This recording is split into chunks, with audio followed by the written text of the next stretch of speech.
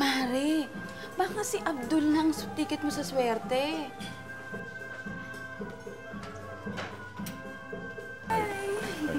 For you. For me? Yeah, anything for you. Please sit down. Thank you. In fairness, very effective tong maliligaw mo. Oh, before I forgot. All this silk for you. Wow! Thank you! Alam mo, Mare, yan lang pakinabang ko dyan. Masugid magbigay ng cell card. Makakatawag na naman ako sa mga anak ko sa Pilipinas. Are you hungry? Let's order. Okay. Waiter. Naka naman, Mare. Magpapakain pa. Ano ba naman Can sasagutin I have the ito? menu, please? Sasagutin? Ano ka ba? Wala namang feelings para dyan eh. Friendship, pwede pa. Can you order?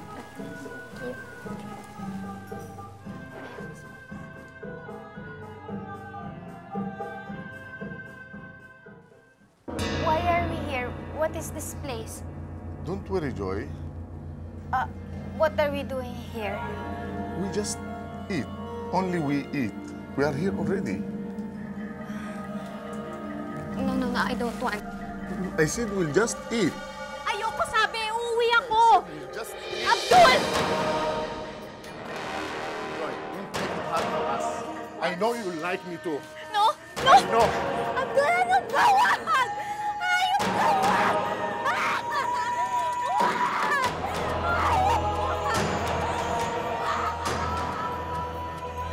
Minsan natin siyang nakilala bilang isang sexy starlet.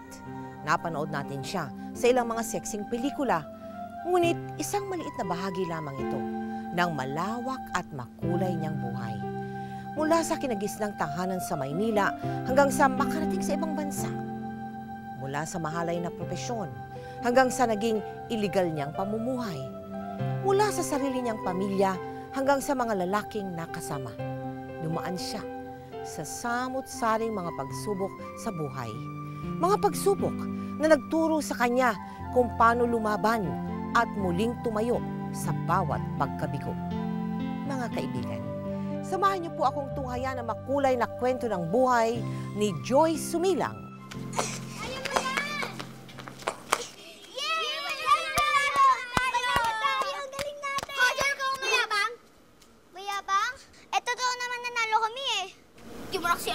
Sinong nanay mo?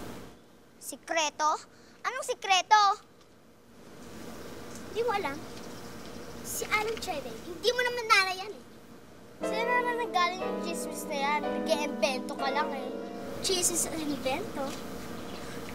Hindi ako nag-iimbento. Hoy, John. Si Alan Chede, lola mo yan. Hindi mo nanay yan. At yung totoo mong nanay, ayaw ka na niyang alagaan. Hindi totoo yan sinasabi mo. Nagsisinungaling ka lang. Hindi ako nagsisinungaling. Kung si Aling Chedek ang nanay, bakit ang tanda-tanda na niya? Bakit kasing tanda siya ng lola ko? Ang tinatawag mong Ate Teresa, yun ang totoo mong nanay. Yun ang sabi ng nanay ko.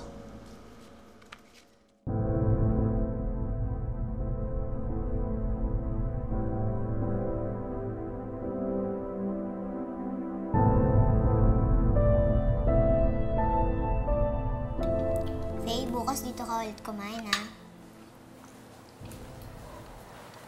Uy, kinakausap kita. Kung totoo mo, Nanay si Ate Teresa, baka anakin niya sa pagkadalaga, tulad ng panood ko sa TV.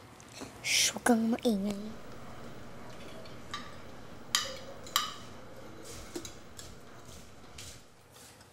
Roland, tapusin mo na yung pagkain. Lumakad ka na at baka mahuli ka sa klase mo. Oo. Tay, bakit po kahit may edad na kayo, nagsischool pa rin kayo?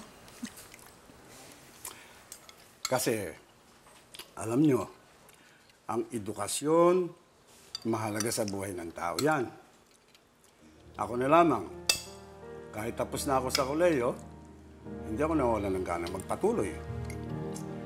Habang buhay, hindi mauubos ang maaaring matutuhan ng isang tao. Naintindihan nyo? Opo. Opo. Kaya kayong dalawa, ha? Pagpatuloy niyo ang inyong pag-aaral. Opo. Mabuti na rin yung may diploma. Ha? Kaya, kahit kapusing kayo sa hirap, igapang niyo ang inyong pag-aaral. Ha? Opo. Okay, good. O, paano? Alis na nga. Ay, teka tayo, sabay na po ako sa inyo. Sige. Nay, sabay na ako kay tatay. Sige. Bye po, Ate Teresa. Bye po. Bye. Bye, Joy. Bye po. Sige, Thea. Bye po. Ingat po kayo. Psst. Bakit ayaw mo tanungin kay Aling Chedeng kung totoo ba ang chismis? Natatakot kasi akong malaman ang totoo.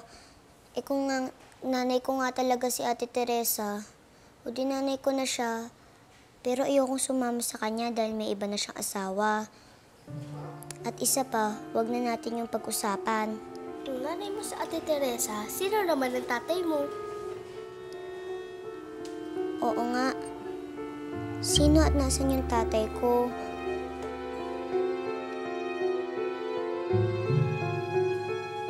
Siyang?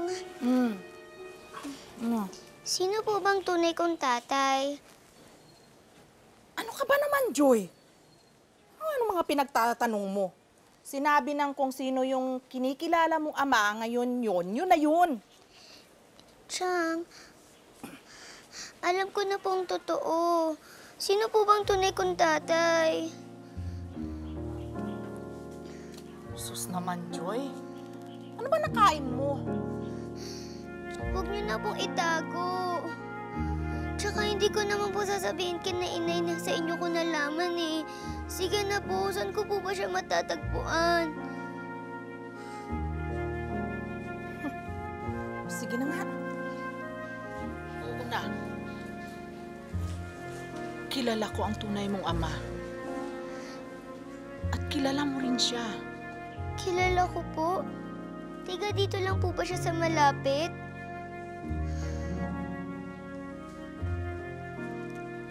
Hindi siya taga rito. At huwag kang mabibigla, Joy, ha? Isang artista ang tatay mo. Napapanood mo siya sa TV at sa mga pelikula.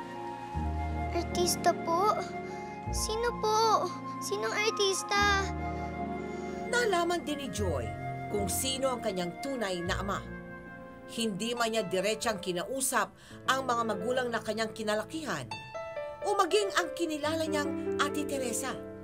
Tinanggap na ni Joy ang kakaibang kalagayan ng kanilang pamilya.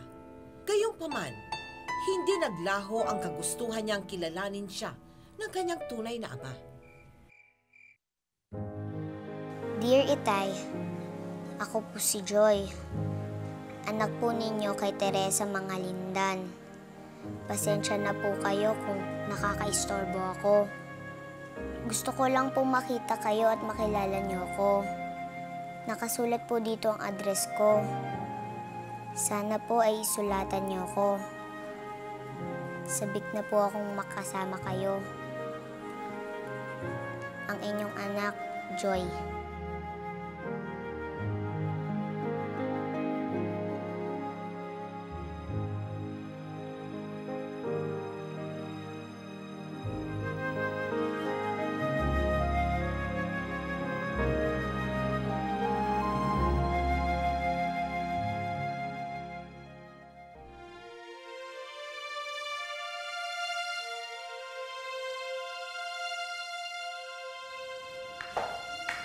Nay, Tawagan ka ng Diyos. wala po ba akong sulat? Wala. Nay, alis na po ako. Baka mahuli ako. Sige po. Diyos. Sige po. Ate, O, Joy. papasok ka na? Oo, sa Avenida. Ay, bago? Oo, bagong restaurant. Pero waitress pa rin. Panggabi. Ikaw, bakasyon ka na ba?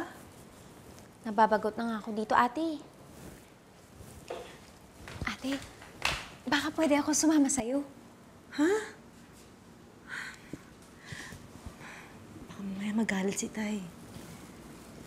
Eh, hindi naman natin sasabihin eh. Tsaka ngayon gabi lang. Sige na, ate.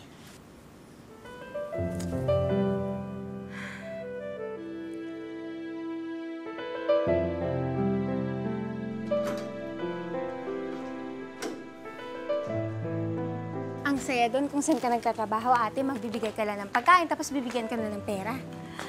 Kasi sukit ko na sila, kilala na nila ako doon. Kaya kita mo, pati ikaw, naambunan, ano? Oo nga, pamano-mano lang ng konti. May 20 pesos na ako agad.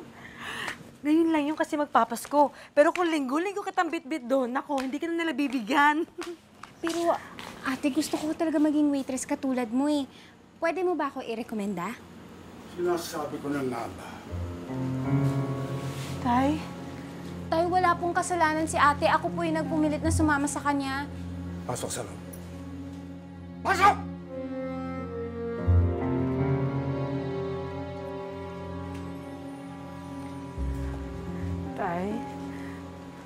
Tay, wala naman pong masama doon sa lugar na pinagdalan ko sa kanya eh. Saka, hindi naman po masama yung trabaho ko.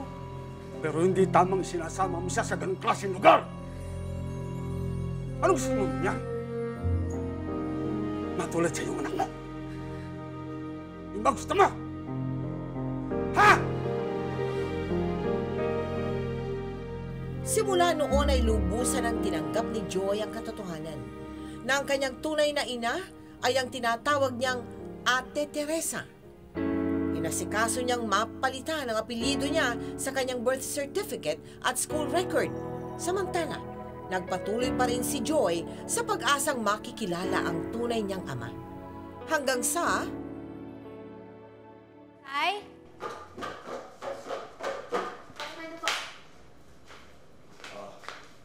Mga textbook. Basa-basahin mo para maasa ang English mo, bokabularyo mo. Salamat po, Tay.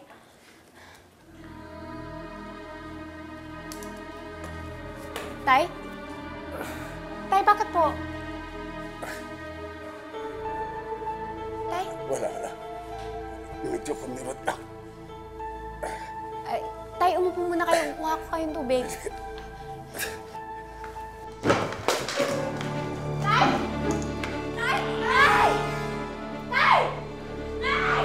Si Tatay, Nay! Tay! Tay! Tay, bakit? Diyos ko! Tay! Nay!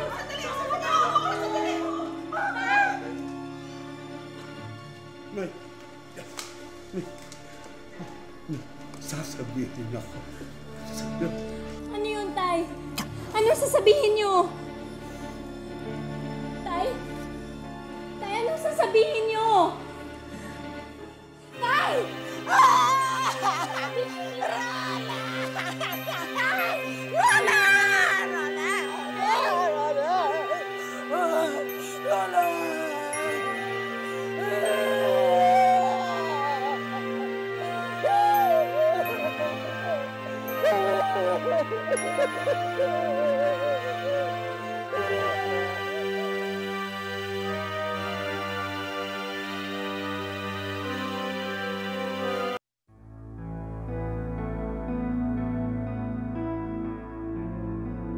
Labis na dinamdam ni Joy ang pagkamatay ng kanyang lolo na kinilala niyang ama.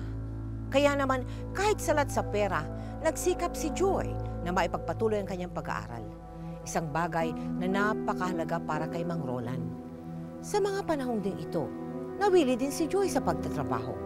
Mula sa pagiging waitress, naging modelo at dancer din siya sa club. Baka totoo. Kaya laging payat si Joy. Nagtatrabaho nga siya sa club. I won't be surprised. At saka tingnan mo, ang daming laging dalang damit. For sure, mga skimpy outfit niya yan. Sumilang! Sumilang!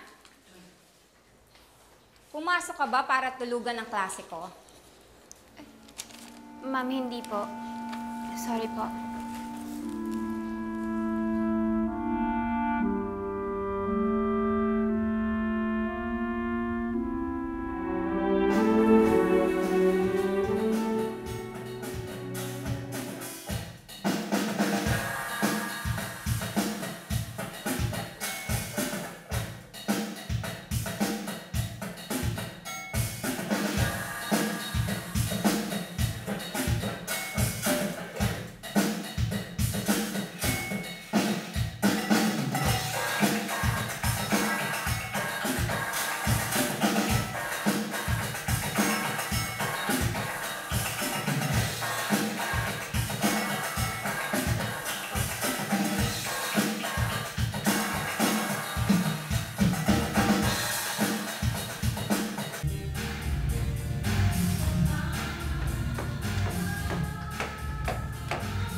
nga. Kaya ka pala laging puyat. Tatrabaho ka sa lugar na to. Bakit? Ano bang pakialam mo? Magulang ba kita? Kung gusto mo, ipagkalat mo pa sa buong school. Akala mo natatakot ako? Kaano-ano ba kita? At pwede ba? Umalis ka na dito dahil bawal ang lalaki dito.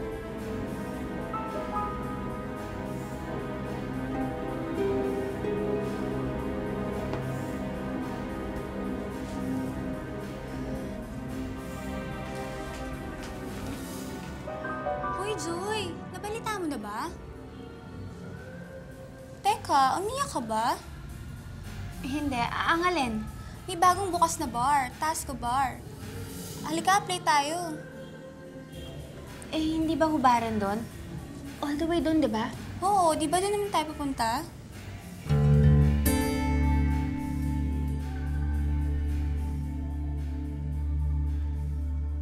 May mga tao grabe rin pala talaga gumastos, no? Parang nagtatapon ng pera. Mantakin mo, ang laki ng binigay sa akin at tip pa lang yun, Faye. Meron naman talaga mga taong ganun eh. Pero diba, best friend, ikaw na rin naman ang nagsabi, ibang klase na yung mga ganun. Ihubaran na talaga yun eh. Hoses na hoses na dating mo dun. Si Ate Teresa? Magbabago na siya. Akala ko, nung nalaman niya ang buntis ako, hindi niya na ako sasaktan, hindi niya na ako pupugpugin. Pero mas lumala pa. Kawawa naman si Aling Teresa, oh. Pasagulero kasi talaga yung kinakasama niya eh. Nakakaawa? Hindi ako naawa sa kanya. Nagagalit ako sa kanya dahil hinahayaan niyang maltratuhin siya ng karelasyon niya. Ano ba? Bakit nagalit ka? Alam mo, dapat nga naawa ka doon sa tao eh. Alam mo, kahit na pagbalik-balik na rin yung pang mundo, ha? Nanay mo pa rin siya at yung pinabubuntis niya, kapatid mo yun. Kapatid na kung kapatid. Ano naman ngayon? Hindi ko naman sila makakasama. Walang saysay ang maging magkadugo namin. Itaga mo to sa bato, Faye. Hinding-hindi ako tutulad sa kanya. Hinding-hindi ako maghihirap. Hinding-hindi ako magtitiis na gamitin lang ako ng mga lalaki. Pipilitin kong tumayo sa sarili kong mga paa. Buo na ang loob ko, Faye. Tatanggapin ko ang bagong trabaho.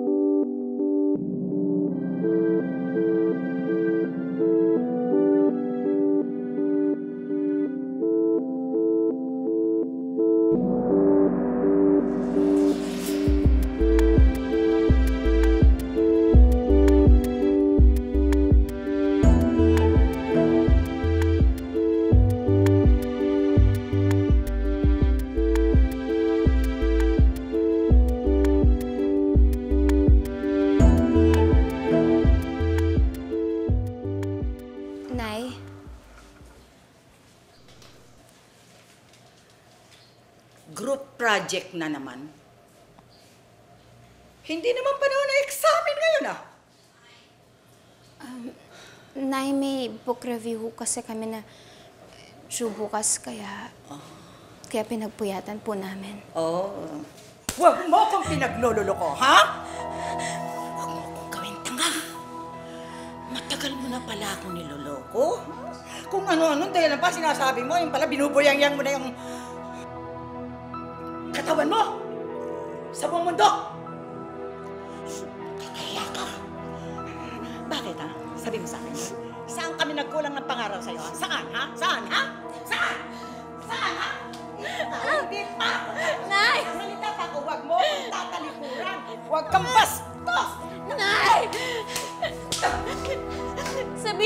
lahat ng gusto niyo sabihin. Hindi nga kayo nagkulang ng pangaral. Pero hindi nabubuhay ang tao sa pangaral lamang. Hindi ganitong klaseng buhay ang gusto ko. Gusto ko umasenso. Gusto kong yumaman. Kung ang tanging paraan ay ang paghuhubad lang, para makamit ko lahat yun ay gagawin ko kahit mahirap.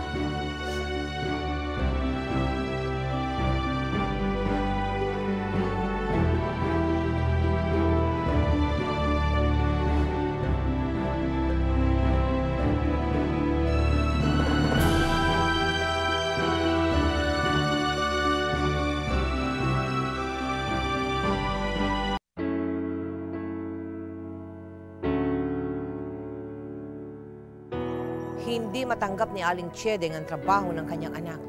Gayunpaman, pinangatawanan ni Joy ang kanyang desisyon.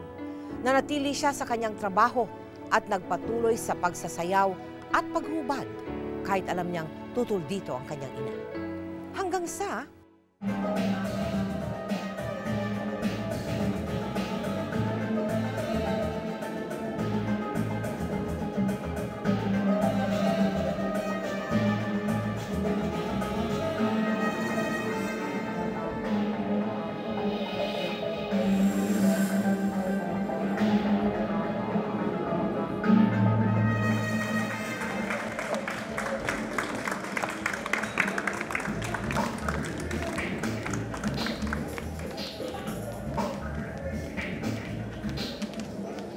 Hi, ako si Richard.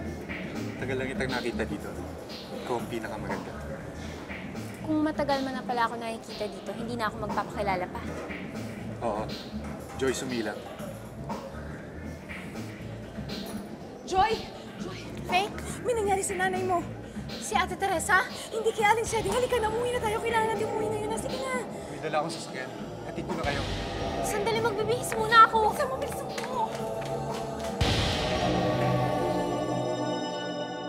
Akala namin nung una pagod lang eh. Tapos biglang reklamo niya yung batok niya. Nangangalay daw, tapos humingi lang yung mukha. Feeling ko stroke na yun eh. Ate! Ate! Nay! Nay! Nay! Nay, bakit niyo ko iniwan? Nay!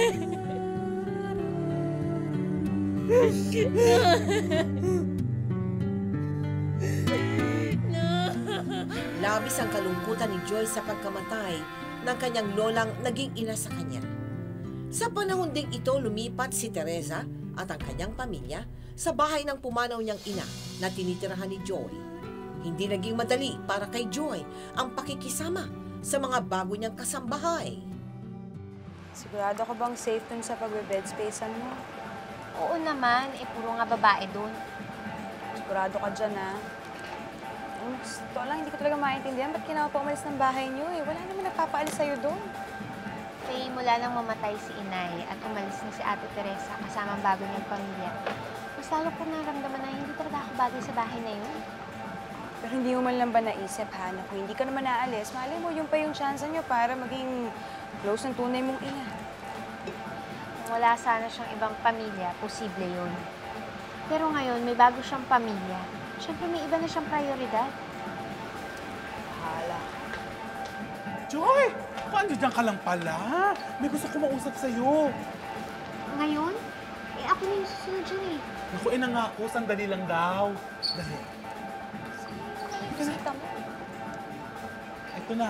Ito na bahalaan. Ikaw na naman? Oo, ako na naman. Nagulitan ka na ba? Sobra. May alam akong solusyon para huwag ka na makulitan. Sagutin mo na ako, Joy. Mahal na mahal kita. Magsama na tayo. Sa akin ka na tumira. Nahulog din ang loob ni Joy kay Richard. Nagsama sila hanggang sa umabot sa maraming taon ang kanilang relasyon. Subalit hindi naging matiwasay ang kanilang pagsasama. Ano ba? Bitiwan mo nga ako! Akala mo hindi ko nakita yun, ha? Dikit ka ng dikit sa Mr. Santos na yun! Bakit? Malaki ba siya magbigay, ha? Tinatanong pa ba yan, ha? Alam mo kung bakit ako nagtatrabaho doon? Dahil sa bayad! Kang ang pilosopo! Wala kang karapatang pagsabihan ako kung anong gagawin ko sa trabaho ko. Baka nakakalimutan mo. Nakilala mo na ako ng ganito. Kaya huwag mo akong didiktahan! Huwag mo akong sisigawan! Sisigaw ako kung gusto kong sumigaw!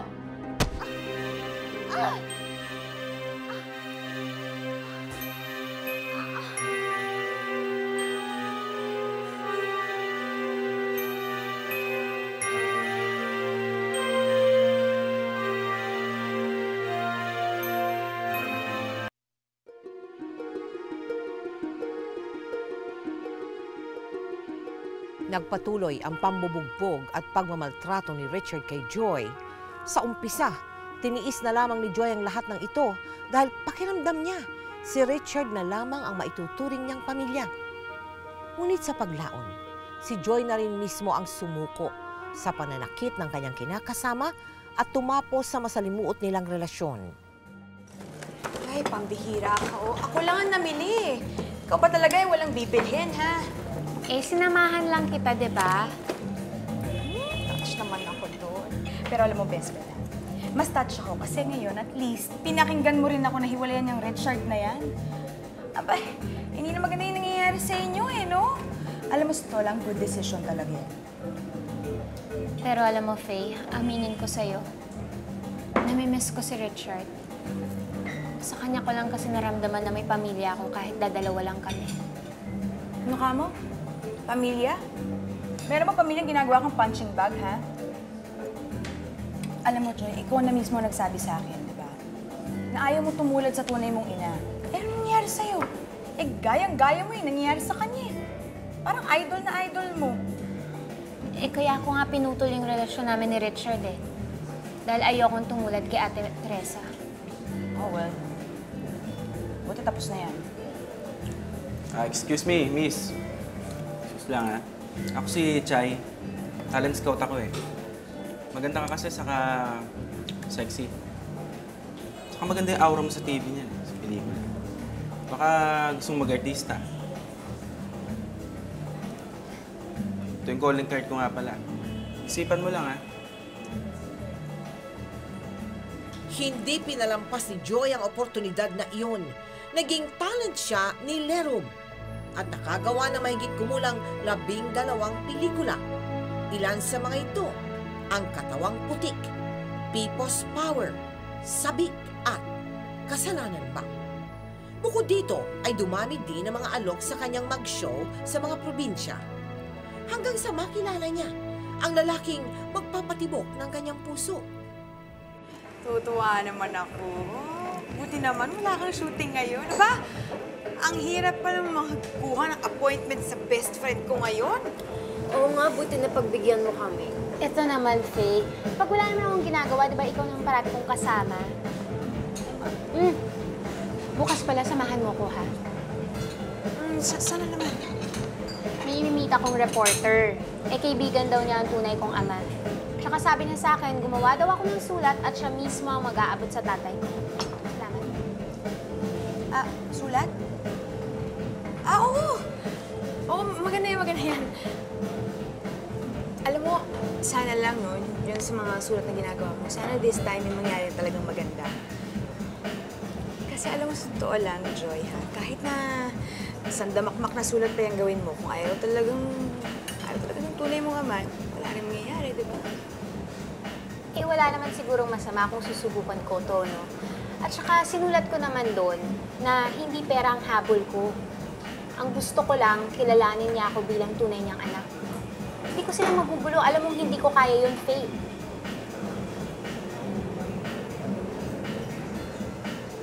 Tignan mo to. Faye, napag-monolog ba ako? Ay, sorry. Nakikita mo ba yung magandang pangitain dun sa bar? Yun, no, yung naka-blue. Oh, UP graduate yan. Eh, bakit mo naman siya kilala? Eh, kasi na-meet ko na yan sa isang party, no? Anak mayaman yan. Nagtatrabaho sa isang airline company. Makalipas ang 3 linggo, agad na nagpakasal sina Fidel at Joy sa kabila ng pagtutol ng mga magulang ni Fidel. Matapos malaman na isang bold star ang mapapangasawa ng kanilang uniko iho, ipinagpatuloy pa rin ang dalawa ang kanilang pagpapakasal. And now, I pronounce you husband and wife. Let me kiss the bride.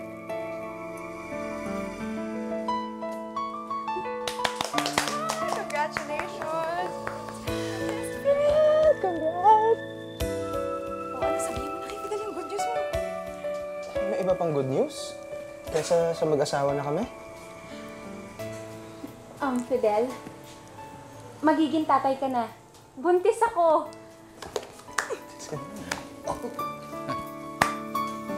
Sa paglipas ng panahon, unti-unti nang lumalaki ang pamilya ni na Fidel at Joy.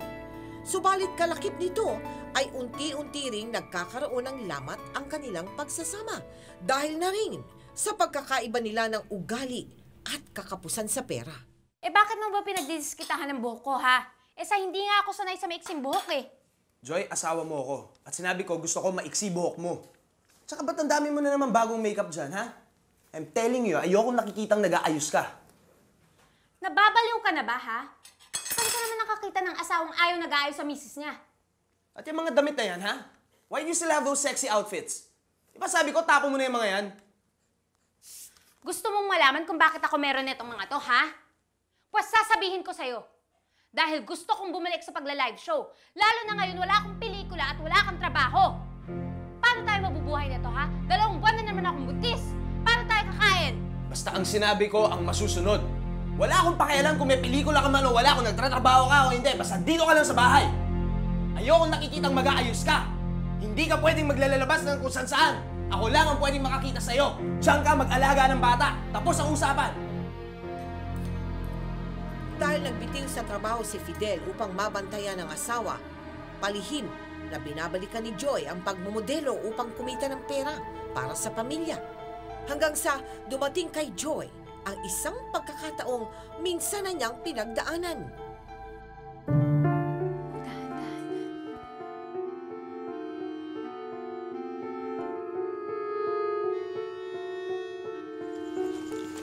Mami, alis po tayo. Paano si Daddy?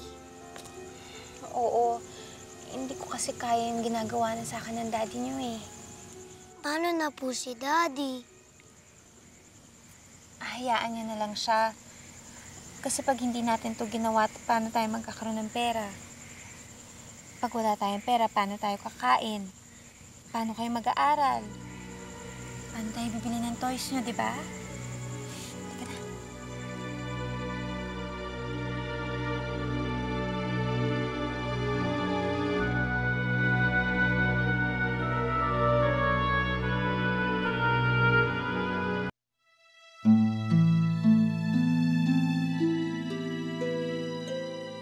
Bagamat hindi madali ang buhayin ng kanyang mga anak ng mag-isa, pinangatawanan ni Joy ang naging desisyon niyang iwanan ang asawang si Fidel. Sa pagdaan ng mga taon, pinalad si Joy na makapag-abroad. Nagpunta siya sa Singapore sa pag-asang makakahanap siya dito ng marangal na trabaho. Subalit maging sa ibang bansa, tila ayaw siyang lubayan ng kanyang madilim na nakaraan. Sandali, sandali! Ano ba tong pension house na to? Bakit mo ko dinala dito? Kailan mo ko dadalhin kung saan ako magdo-domestic worker? Domestic worker pa rin ba akala mo pinasukan mo? Oo. Eh, yun naman talaga yung applyan ko sa Pilipinas, ah. Ayusin mo sarili mo. Maligo ka, matulog ka ng maaga, at bukas, dadalhin kita sa kasa. Kasa? Bakit kasa? Hoy, sandali! Hindi yan ang usapan namin ng recruiter ko! Hoy, bumalik ka dito! Sinungaling kayo, mga manluloko kayo! Ano ba?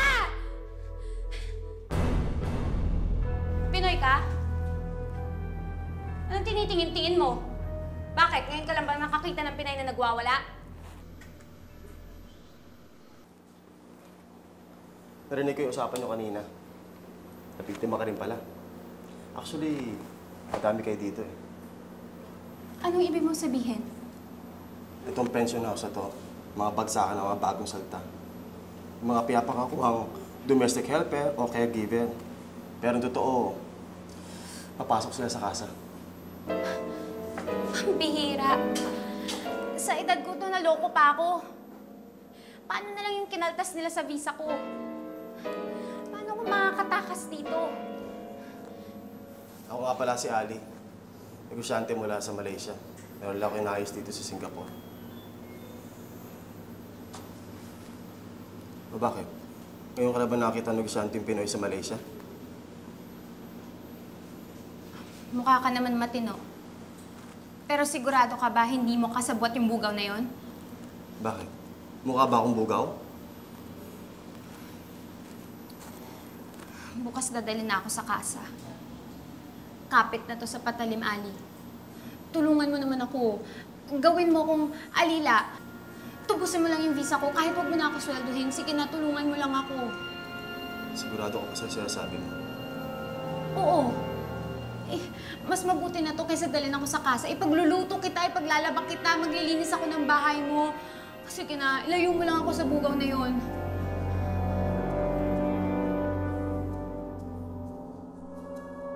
Pumayag din si Ali sa mungkahi ni Joy.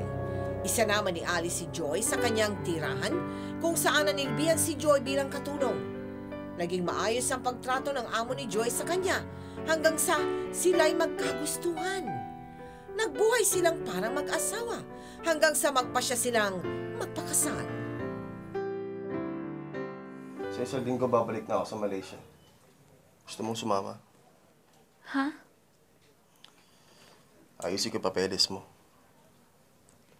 Papakasal tayo. Para mas mapabilis yung pag-process ng papers mo. Maganda yung buhay ko sa Malaysia. Malakas ang negosyo ko. Kung gusto mo, tuturuan kita kung paano umasenso. Salamat, Ali. Napakabait mo sa akin, pero ano? Anong problema? gusto ko man tanggapin ang alok mo na kukonsensya ako. May mga anak ko naiwan sa Pilipinas. Wala silang alam sa mga nangyayari sa akin. Sa atin. Huwag kang mag-alala. Nung alokin kita magpakasal, tanggap ko nakaraan mo. Pati ang mga anak mo. Kung gusto mo ko natin ang mga bata, isa sa kanila kunin natin pagkatapos isusunod natin isa. Gagawin mo yun?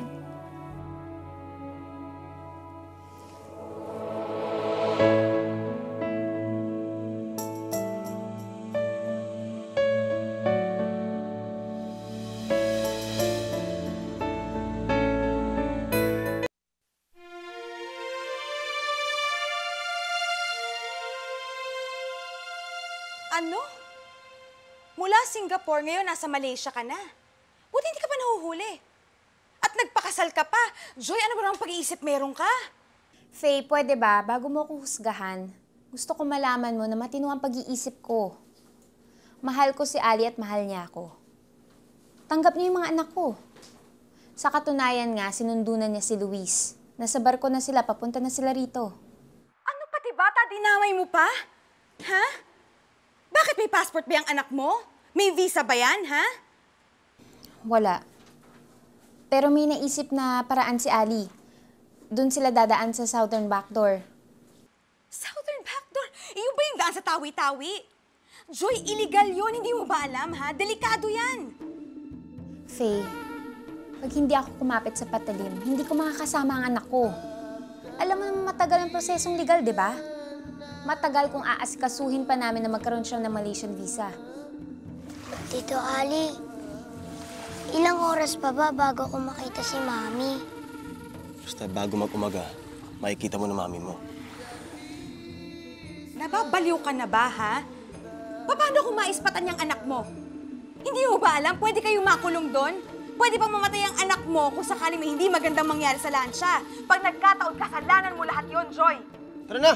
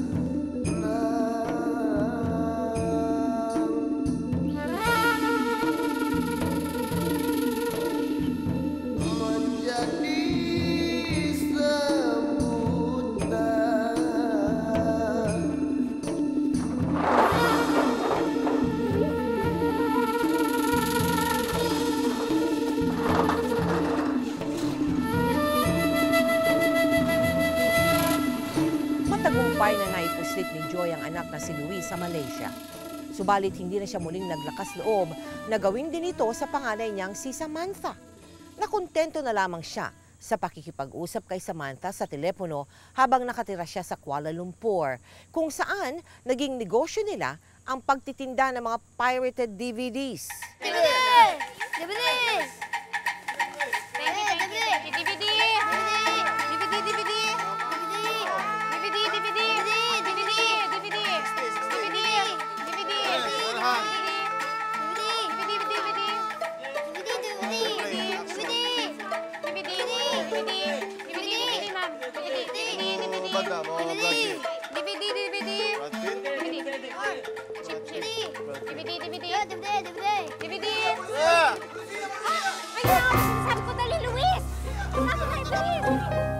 Nagtagal ng 10 taon ang pagsasama ni Joy at Ali.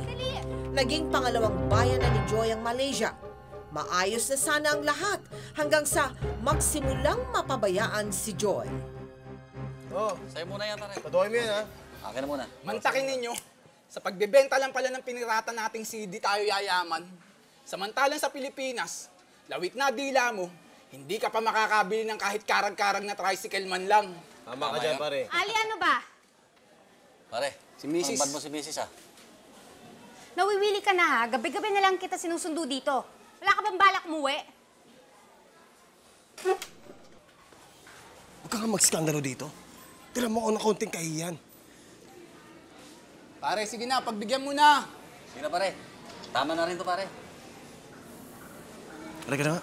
Tara sa kotse. Maglalakad ako mag-isa. Ali! Ano nangyari, Joy? Ano nangyari? Ha? Ali, dinudugo ako! Pare! Tara, dali!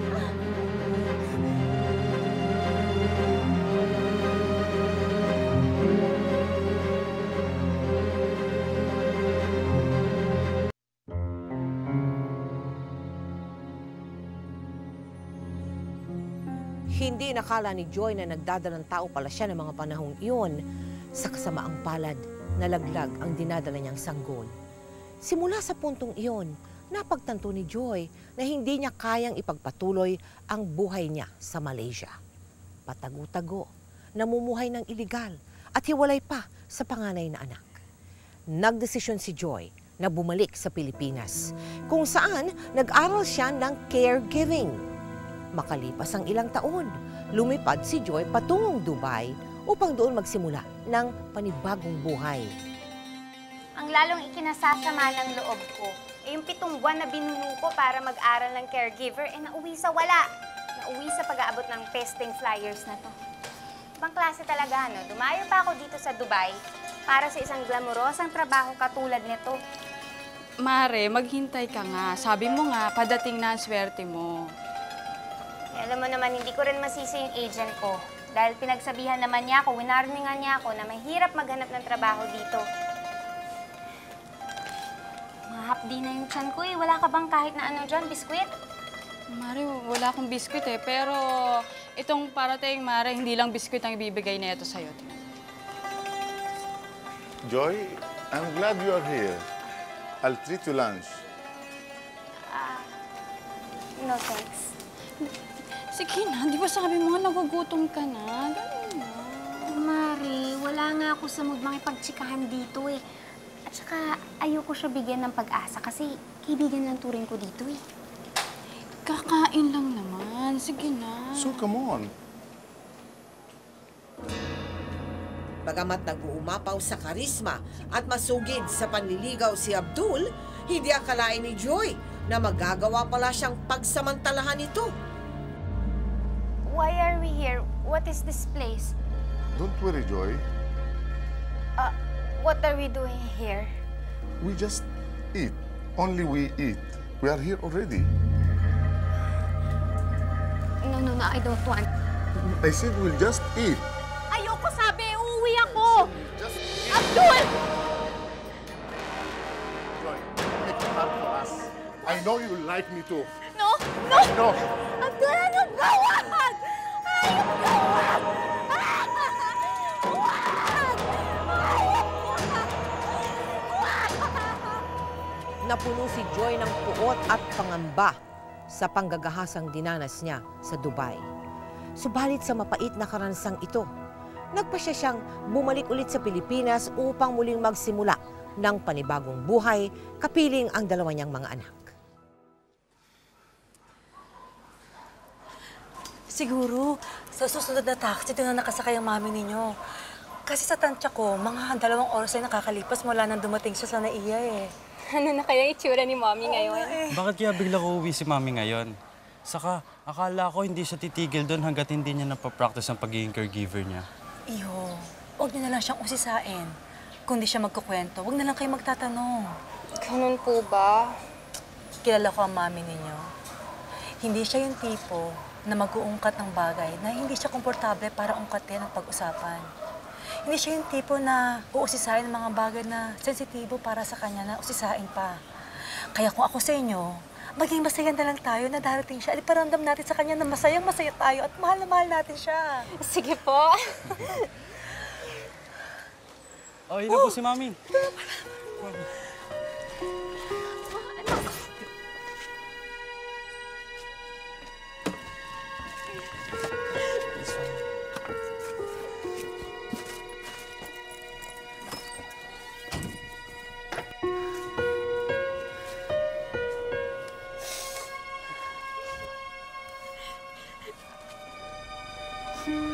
Namiss ko kayo mga anak ko.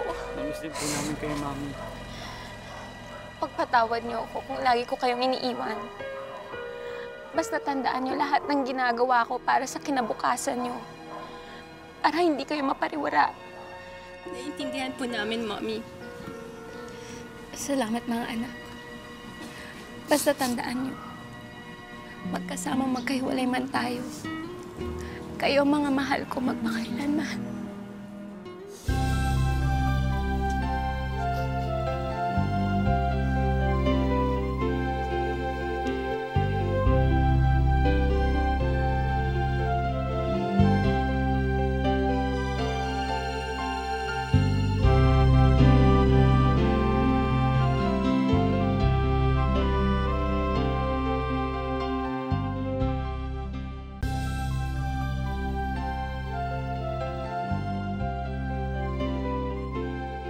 Joy, alam mo, kung talagang tutusin, isa kang survivor, no? At such a young age, ha? Alin doon ang pinakamasakit? Siguro, tita, hanggang ngayon yung ito tong huling biyahe ko at the same time yung sa ama ko talaga, yun, doon talaga ako. Kasi hanggang ngayon, hindi pa rin niya matanggap na parang yung anak niya nga ako. So, pinursu mo rin yung ma-recognize ka ng family mo? Kinilir ko muna talaga, ako ba talaga anak? Bakit ba? Ano ba mahalaga doon? Matanda ka na, may mga anak ka na. Bakit ba hindi ka nalang manahimik? Yung mawala man ako sa mundo, yung komportable ba kung alam ko na may ama pa pala ako. Ang hirap naman kasi ako lang ang ulang ama na lahat ng kapatid ko, meron ako lang talagang wala eh. Pero sa puso mo, Joy, sino ang ama mo? Siya po talaga. Sino yung siyang tinutukoy mo? Si Romeo Vasquez po. Ramdam mo na siya talaga ang ama mo?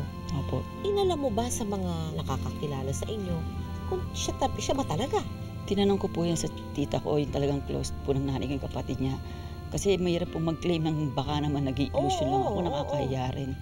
Sabi po niya, totoo talaga na siya talaga ang tatay mo. Paano reaction mo kung magkikita kayo ng...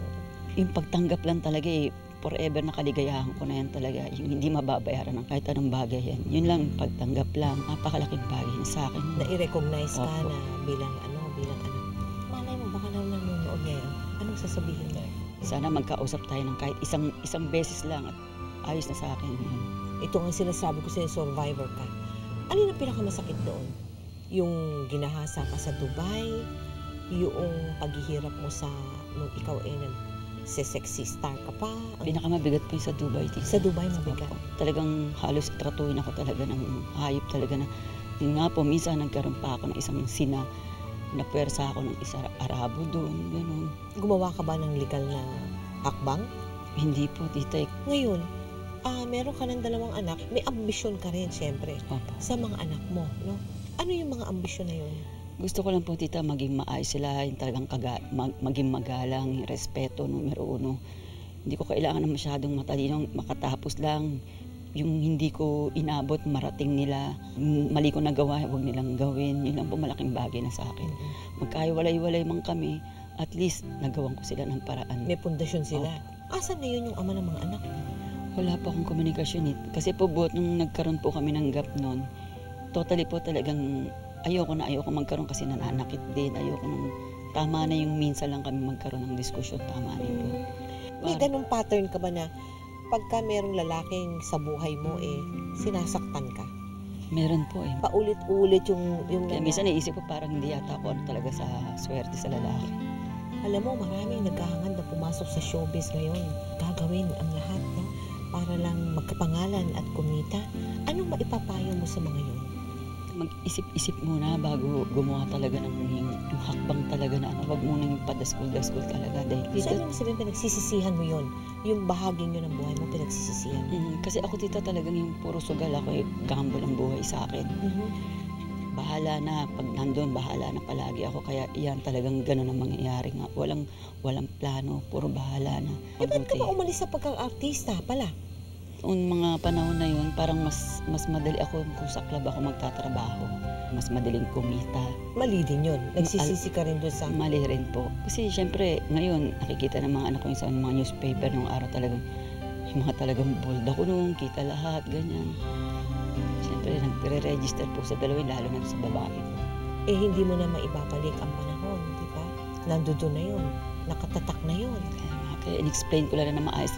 Kaya nga po nagpapasalamat ako sa kanila. Kasi malawak ang pang-unawa nila sa akin. Ano ang klaseng buhay ngayon ang nasa sa isip mo para sa iyo at sa mga anak mo? Gusto ko pa rin po makapagtrabaho. Gusto ko pa makaalis.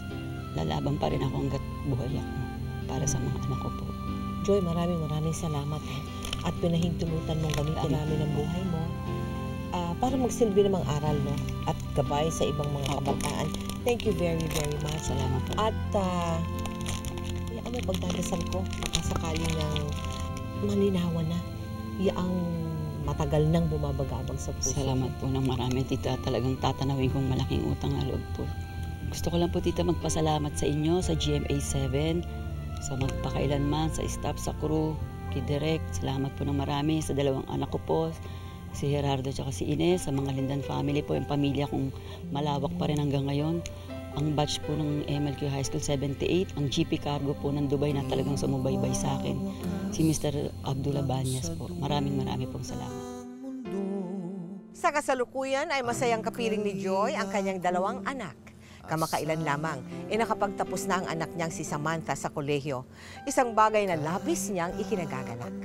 Sa lahat ng mga pinagdaanan ni Joy, napagtanto niya na anuman ang marating natin sa buhay, walang mas makapagpapasaya sa atin kung hindi ang tiwala at pagmamahal ng ating pamilya.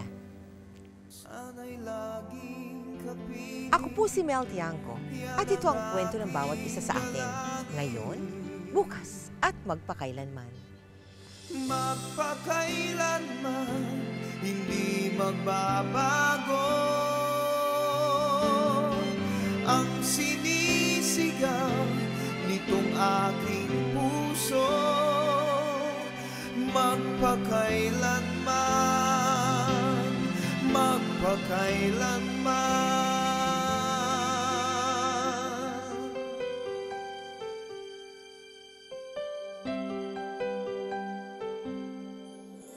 Sa tuwing kinakailangan mo'y narito ako, handang dumamay sa iyong lingkod. Habang buhay ay hindi maglalaho, ang himig natin ay aawitin ko. Sana ay pakinggan, tayo ay walang hanggan. Magpakailanman, hindi magbabago ang sinisigaw nitong aking puso. Magpakailanman, pagkailanman.